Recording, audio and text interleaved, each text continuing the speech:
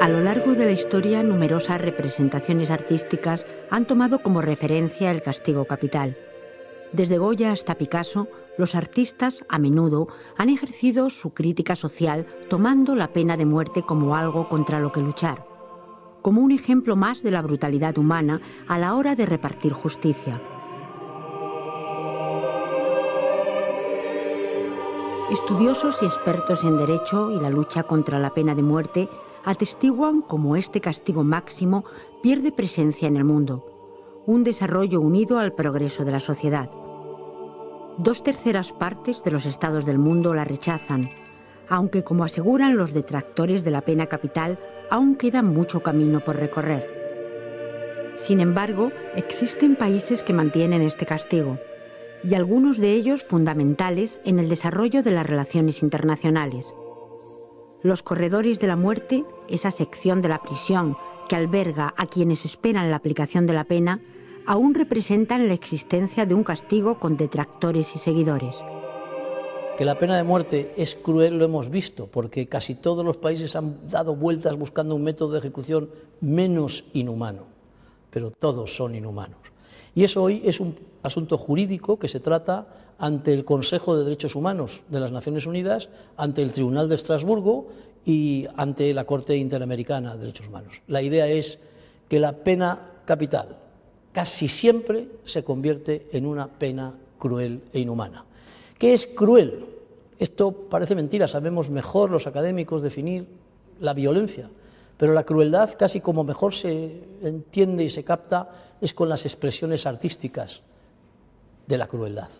Y el máximo exponente de la capacidad de transmitir lo que es el acto cruel, venga de donde venga, lo cometa como sea, es Francisco de Goya. Pocos antecedentes podríamos citar a los desastres de la guerra, en las que Goya hace un auténtico catálogo de las crueldades y las barbaries que comete el hombre dentro de ese marco de la guerra.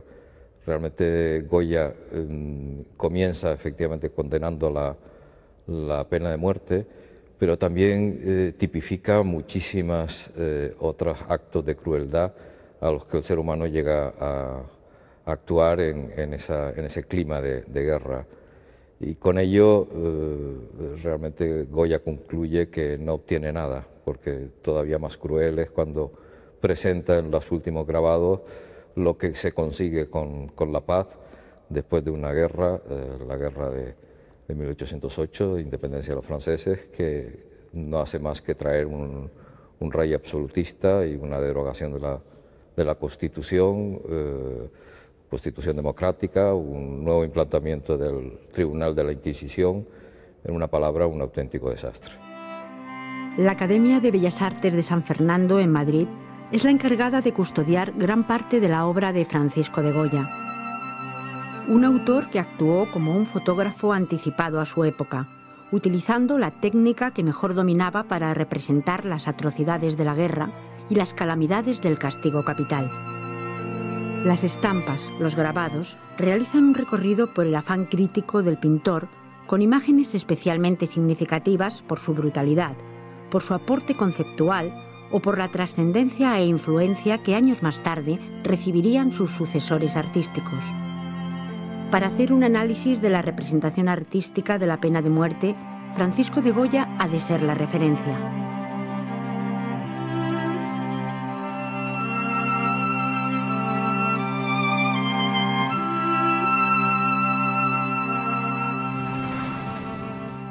La Academia de Bellas Artes de San Fernando y su Museo de la Calcografía alberga unos fondos de gran interés histórico y artístico. No solo destacan los conocidos desastres de la guerra de Goya, sino que además custodia una extensa producción del autor de Fuentetodos y de numerosos artistas de diferentes épocas. En un recorrido por sus pasillos se puede apreciar la cuidada selección de sus obras. No se puede analizar la pena capital sin atender al instrumento de muerte que arrebató la vida a incontables reos españoles, el garrote vil.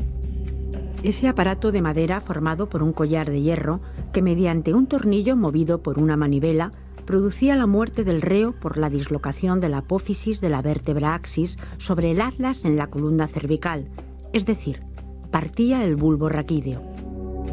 Es en época de Goya cuando Fernando VII decide establecer este método ejecutorio como el principal en España. Este rey es quien concede el dudoso privilegio de poder morir sentado. Los métodos ejecutivos de la pena de muerte en España eran fundamentalmente tres: el arcabuceo, es decir, el fusilamiento para los militares, la horca, perenne en España desde siglos, y el garrote. Eran los tres métodos que en la época de Goya y posteriormente se conocen en España. Fundamentalmente, el garrote gana carta de naturaleza. ¿Por qué? Porque el primer código español, el código del 22, establece la pena de muerte será en garrote. Los códigos posteriores dirán y en un tablado, con publicidad y en un tablado, pero la reacción absolutista del rey de Fernando VII, 23-24, vuelve a la horca. Se da una circunstancia paradójica porque se ha suprimido el garrote, que era sin embargo el método ejecutivo, se vuelve a la horca de la novísima recopilación, como denunció el gran Pacheco, y ya el rey en 1828 establece definitivamente las tres modalidades de garrote para celebrar el aniversario del feliz cumpleaños de mi querida esposa la reina, como dice en su real cédula. Garrote vil para crímenes infamantes, garrote noble para los hijosdalgo y garrote ordinario para el pueblo llano. Es ahí ya cuando el garrote se establece definitivamente en España hasta la supresión constitucional de 1978. Siglos después de esa turbia presencia de la pena de muerte en prácticamente el mundo entero, la situación ha cambiado. Según datos de la ONG Amnistía Internacional, la pena capital en el año 2012 se ha aplicado en 21 países. Son 97 los estados que se consideran abolicionistas tras la adhesión de Letonia.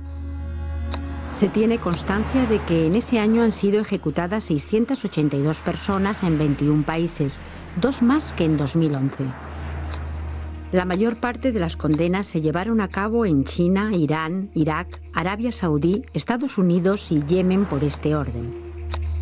En 2012 se han detectado 1.722 sentencias de muerte en 58 países, frente a las 1.923 en 63 países del año anterior. Mientras que estados como Letonia, Vietnam, Singapur o Mongolia avanzan en contra de la pena de muerte, otros como India o Japón han vuelto a reanudar las ejecuciones. Estados Unidos, por su parte, ha realizado las mismas ejecuciones que el año anterior, pero solo 9 estados la aplicaron, frente a los 13 de 2011. Entre los delitos por los que se ha condenado a muerte están los económicos, los relacionados con drogas o actos como la blasfemia, el adulterio o la apostasía. En Europa existe un único reducto donde se mantiene la aplicación de la pena capital. Es Bielorrusia, donde se han ejecutado a 326 personas después de la disolución soviética. Allí una bomba detonada en el metro de Minsk en 2011 mató a 15 personas e hirió a otras 200.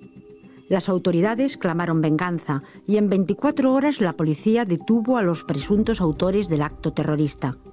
Tras un proceso donde los derechos humanos y las garantías judiciales no existieron, se condenó a muerte a los 2 acusados mediante un disparo en la nuca, solo 2 minutos después de ser avisados de que había llegado el momento. La situación en Bielorrusia es muy particular. Es un país que es dictatorial, se considera que es la última dictadura de Europa. Su presidente Alexander Lukashenko lleva 19 años en el poder y la pena de muerte para él es un instrumento más de la represión. Es verdad que se aplica muy poco últimamente, en la última década se aplica bastante poco, el último año solo ejecutaron a 2 personas. Pero, como digo, está basado en un sistema muy injusto. El año pasado las 2 personas que ejecutaron las habían condenado después de juzgarles por poner una bomba en el metro de Minsk, donde murieron 15 personas, pero es el juicio que se hizo realmente no cumple ningún estándar democrático por el que nosotros nos guiamos, ¿no? Entonces, les juzgaron, por ejemplo, en el Tribunal Supremo, con lo cual no tenían posibilidad de apelación, el presidente ya había dicho en televisión que eran culpables. Estaba todo bastante dirigido, ¿no? En las últimas décadas se han creado multitud de asociaciones cuyo objetivo es la lucha contra la pena de muerte. Casos como el del español Pablo Ibar es un ejemplo de lucha internacional por la abolición o al menos la no ejecución de la condena. Pero la presión popular comenzó bastante años atrás. Los altos tribunales penales ya han dado los primeros pasos en el movimiento abolicionista. A partir del siglo XVIII empieza a combatirse la pena de muerte y empiezan con gran fuerza los movimientos abolicionistas. Como no se puede erradicar la pena de muerte, lo que sí que se va consiguiendo es introducir una humanización en su castigo dentro de la crueldad del mismo. Y las diferentes formas de ejecución representan precisamente una menor crueldad, una humanización en la ejecución y causar el menos sufrimiento al sujeto. Esto, no obstante, contrasta con los tribunales militares internacionales creados en 1945 y 46 en Nuremberg y en Tokio, donde se impusieron decenas de condenas y se ejecutaron decenas de condenas a muerte contra dirigentes del nacionalsocialismo y del ejército japonés. En el Tribunal Internacional para la Antigua Yugoslavia, en el Tribunal Penal Internacional para Ruanda y también en el Estatuto de Roma, que establece la Corte Penal Internacional, no se ha previsto la imposición de la pena de muerte. La pena máxima a imponerse es siempre pena de prisión. En ese sentido, pues, bueno, podemos observar cómo lo que en un principio no fue cuestionado es esa imposición a la pena de muerte en 1945 o 1946, paulatinamente ha ido cambiando y, digamos, ha adquirido ese compromiso con las tendencias abolicionistas. La verdad es que en los últimos años, en las últimas, sobre todo, 20 años, 2 décadas, ha habido un cambio total. Tiene que pensar que en los años 70, solo 17 países del mundo habían aceptado que la pena de muerte debía eliminarse porque era una ejecución de Estado que además muchas veces, o al menos algunas veces, resultaba que era impropia, que no había sido adecuada, pero el daño era irreversible. Yo encuentro que esto es uno de los temas que más nos debe a todos preocupar como derecho humano. El derecho humano a la vida no puede interrumpirse, sobre todo cuando hay veces en que se demuestra que fue una decisión inapropiada. Esas referencias normativas y legales de instrumentos internacionales, de Naciones Unidas en concreto, pues son una herramienta clave para continuar, insisto, día a día, avanzando, ya sea para que se dejen de ejecutar las condenas a muerte, que desaparezcan los corredores de la muerte y que se avance en la supresión de los estados donde todavía está vigente. Hay estados que está vigente y no se aplica y otros estados donde sigue vigente y se aplica. En pleno siglo XXI, las plazas de las ciudades más importantes albergan el ir y venir de sus habitantes, donde años atrás se realizaban las ejecuciones a la vista de todos con el objetivo de intimidar a la población. Como ocurría en la Plaza Mayor de Madrid. Allí se acometieron numerosas ejecuciones, hoy un relieve entre tantos otros que describen la historia de la ciudad, localizados en las farolas de la propia plaza, representa el paso del garrote sobre su suelo. O la Plaza de la Cebada, muchas veces utilizada como paredón, hoy no se reconoce el paso de aquellos instrumentos de muerte. Una abolición de la pena de muerte que en España está reflejada en la Carta Magna de 1978 y que tiene en el 10 de octubre su Día Internacional. Todo culmina en el artículo 15 de la Constitución española. Suprimida la pena de muerte, excepto lo que dispongan las leyes militares en tiempos de guerra. Me cupo el honor de redactarlo, de ofrecerle 4 redacciones al entonces ministro de Justicia, Landelino Lavilla, que era el ponente constitucional, hasta que al llegar al título 8º le sustituye por el debate autonómico Abril Martorell. Yo le ofrezco 4 redacciones, alguna radical, queda suprimida la pena de muerte, otras más, digamos, débiles, y la que prospera, la que ya todos conocemos, excepto lo que dispongan las leyes penales militares en tiempos de guerra, que se suprime 2 años después, o 3 años después se suprime también igualmente. Ligera, amor mío, que temo a la madrugada, no sé qué estrellas son estas que hieren como amenazas, ni sé qué sangra la luna al filo de su guadaña. Presiento que tras la noche vendrá la noche más larga. Quiero que no me abandones, amor mío, al alba. Los recortes de prensa de época dan fe de la movilización social en los últimos años del franquismo. Continuando con el análisis artístico, merece la pena detenerse en la canción protesta. Son varios los cantautores que han sentido la necesidad de atacar la condena utilizada en tiempos dictatoriales y abolida con la llegada de la Constitución. 2 nombres serán recordados por ser los últimos ajusticiados mediante garrote en España: el preso político Salvador Puig Antich y el reo común Heinz Sess, nombres que abanderarán los movimientos contra la pena de muerte. Es verdad que la canción con conciencia, se supone que la música de cantautor o un cantautor debe tener un compromiso cultural, social y eventualmente político, ¿no? Consecuentemente, pues, los cantautores hemos tenido mayor incidencia. En España, básicamente, digamos, desde Lluís Llach con Y si canto trist, la famosa L'alba de Luis Udardaote, aunque tiene una letra algo más eufemística, o yo mismo con una canción que se llama El de la 3, publicada en el 76, pues, y Chicho Sánchez Ferlosio, por ejemplo, con un disco que salió en el 78, Abolición.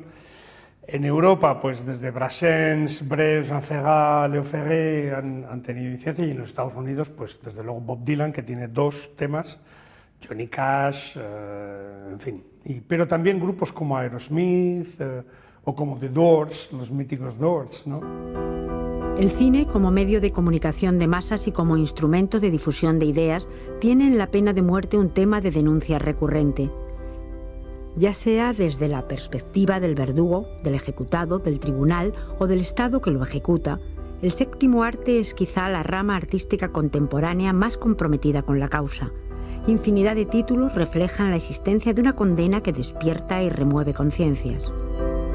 La pena de muerte es un tema recurrente en el cine ya desde sus inicios. Inexcusable cita merece la magistral obra de David Griffith, Intolerancia, de 1916, rodada justo a continuación de su más polémica El nacimiento de una nación, pero son múltiples las películas que lo han abordado y los directores, los más grandes, lo han abordado. David Griffith, por supuesto, pero Charles Chaplin, Howard Hawks, John Ford, Nagisa Oshima, Stanley Kubrick, y en el cine más reciente podemos citar, por ejemplo, Krzysztof Kieślowski, Tim Robbins, Lars von Trier, y dentro de nuestro cine, por supuesto, El verdugo de Luis Berlanga es inexcusable referirlo, y también Queridísimos verdugos de Basilio Martín Patino.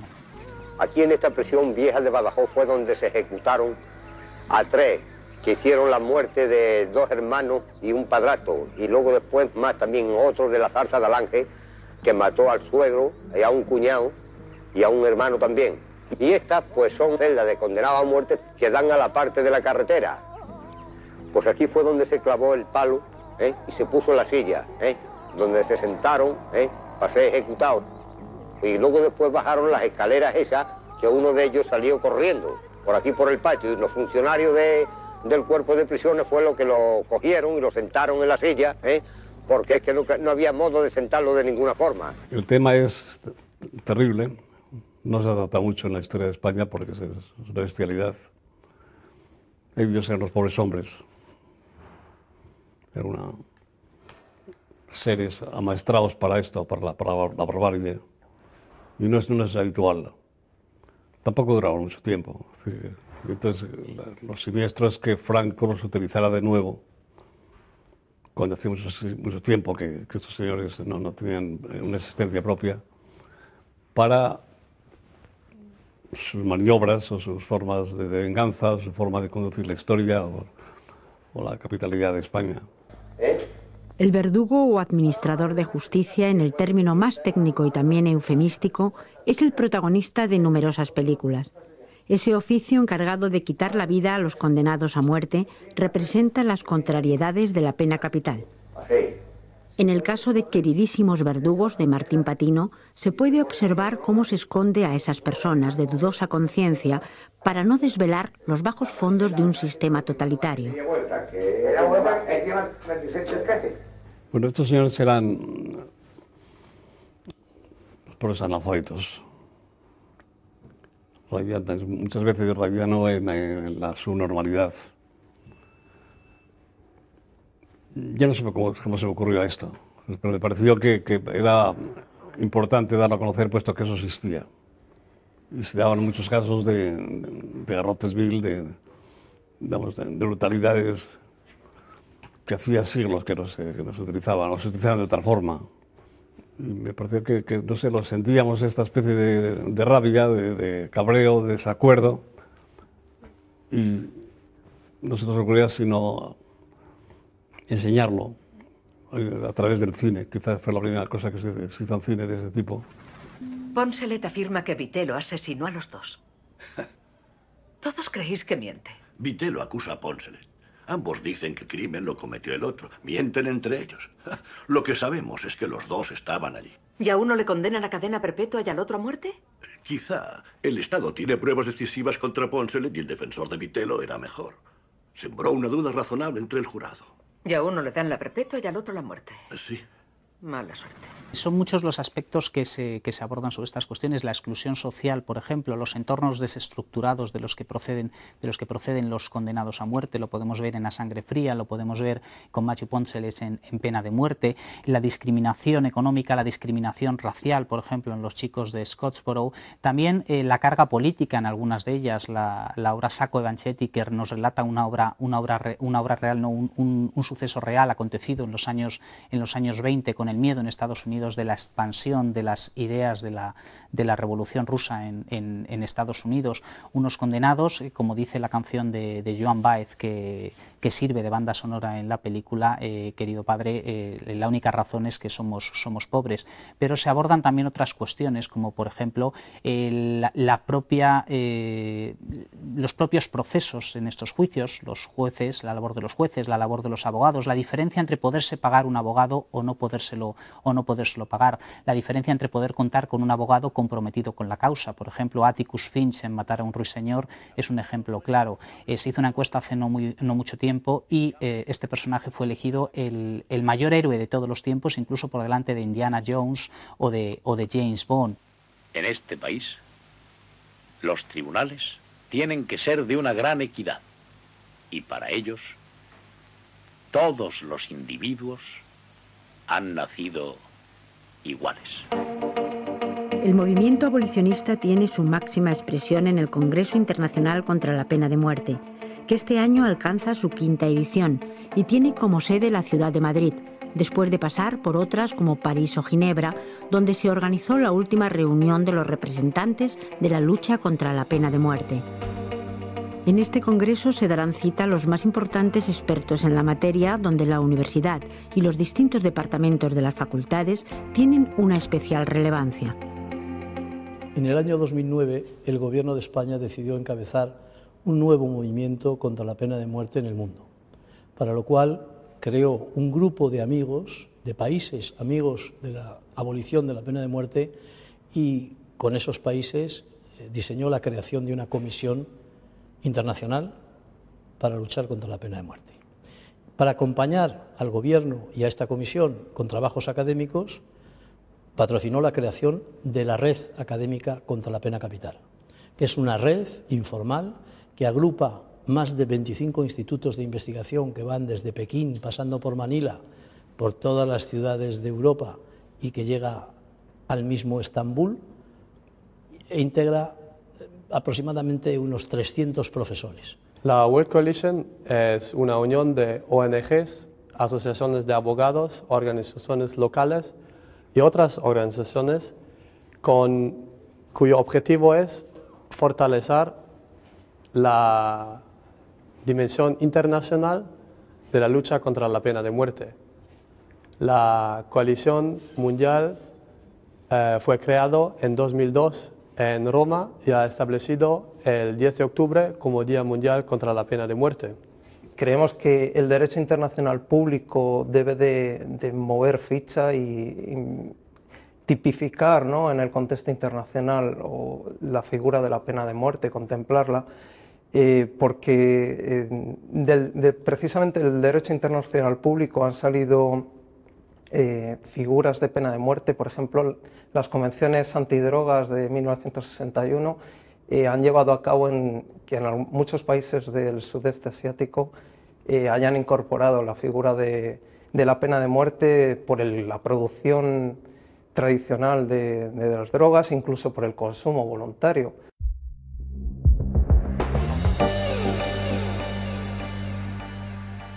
Desde España hemos puesto en marcha todas las actividades, incluido el Congreso de Fundación de la Red en el año 2009. El año 2010, como digo, es cuando se crea la Comisión Internacional, que preside Federico Mayor Zaragoza. El movimiento contra la pena de muerte cada vez se hace más fuerte en el panorama internacional. Sin embargo, en palabras de sus máximos representantes, aún queda mucho camino por recorrer para acabar con una práctica que lastra el progreso de la sociedad.